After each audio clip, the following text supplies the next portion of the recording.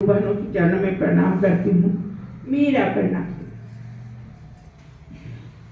हर शनिवार के भांति आज भी हम लोग संकट मोचन मंदिर में बैठ करके अपने गुरु की चर्चा करने और सुनने और सुनाने का प्रयास कर रहे हैं कि सचमुच वह महादेव वह हमारे अपने गुरु हो जाए।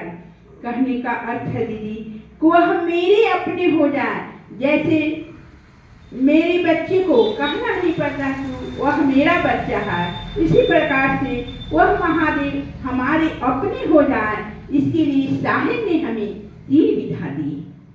कहे कि पहला में दया मांगिए, बारंबार दया मांगने की जरूरत है। और दूसरा में चर्चा, एक दूसरे के पास जाके चर्चा कहना है कि भैया दीदी शिव को हमने गुरु बनाया और परिणाम पाए हैं। दीदी हर मोड़ पर हमारे गुरु साथ देते हैं। यदि परिणाम नहीं मिलता तो आज करोड़ों करोड़ शिव के शिष्य ना होते। और तीसरा में है नमः शिवाय से अपने गुरु को प्रणाम करना। जब सांसें ले तो नमः का अनुभव करें और जब सांसें छोड़े ना तो शिवाय का अनुभव करें। यह 3 विधा हम लोग करते चलेंगे और गुरु के नजदीक एक ना एक दिन हम लोग पहुंच जाएंगे। हम लोग 2-4 बहनें मिल करके अपनी अनुभूति को शेयर करते हैं, दूसरे के पास जाके बताते हैं, कहते हैं दीदी आज एक भी चर्चाएं नहीं हुआ। मन में ऐसा होता है, अनुभव होता है। और जिस दिन हम लोग एक दूसरे नए व्यक्ति से चर्चाएं करते हैं तो मन बड़ा प्रफुल्लित होता है। मानो लगता है कि ऐसा इस धरातल पर आने का कुछ मकसद पूरा हुआ। तो हम लोग सब्जी बेचने वाली भी जाती है तो मेरा प्रयास रहता है कि सब्जी लेने के बहाने उनसे भी चर्चाएं करते हैं। कहते हैं कि दीदी आपके मोहल्ले में, आपके गांव में शिव चर्चा हो रही है, आप शिव से जुड़े हैं दीदी। बोलती है नहीं, मेरा बेटा पुतो तो जुड़ गया है। मैंने समझाती हूँ कि दीदी बेटा पुतो अपना कर्म कर रहा है, वह शिव को अपना गुरु बनाया है, ज्ञान प्राप्त है। लेकिन अब तो आपको भी शिव को अपना गुरु बनाना पड़ेगा। नहीं गुरु बनाइएगा तो और कोनो उपाय नहीं है। यह इतने बड़े गुरु हैं और इतने सरल से हम लोग को साहेब हरिदानंद दीजिए। जितनी बार उनको नमन करूं बहुत ही कम है। और दीदी हम लोग का प्रयास रहता है कि कहीं भी गांव में होता है तो हम लोग शिव चर्चाएं का खबर जब भी मिलता है तो वहां पर उपस्थित होते हैं और नए नए गुरु बहना और भैया से मिलने का मौका मिलता है।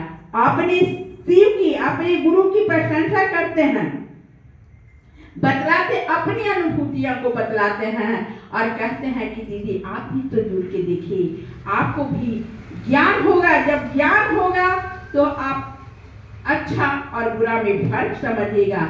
दीदी मैं भी जब शिव को गुरु नहीं बनाई थी तो उस समय का जीवन और आज का जीवन में बहुत ही बदलाव आया है। आज ऐसा लगता है कि हम और इतने महान गुरु के शिष्य हैं तो हमसे कोई गलती ना हो जाए। एक बार मैंने रामा स्टोर के दुकान पर गई थी और वहां पर उन्होंने 100 रुपया के बदले हमको 200 रुपये दे दिया था।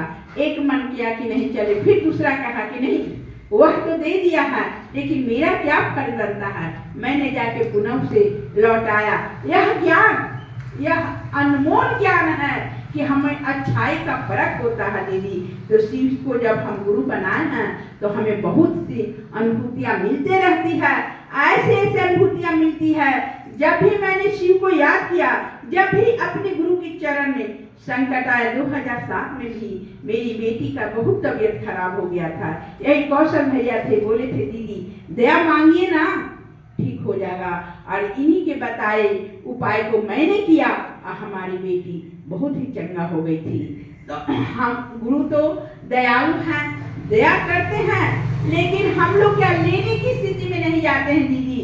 जो दूसरा सूत्र है वह नहीं कर पाते हैं और दूसरा सूत्र ही करना है। हमारी साहेब का आदेश है।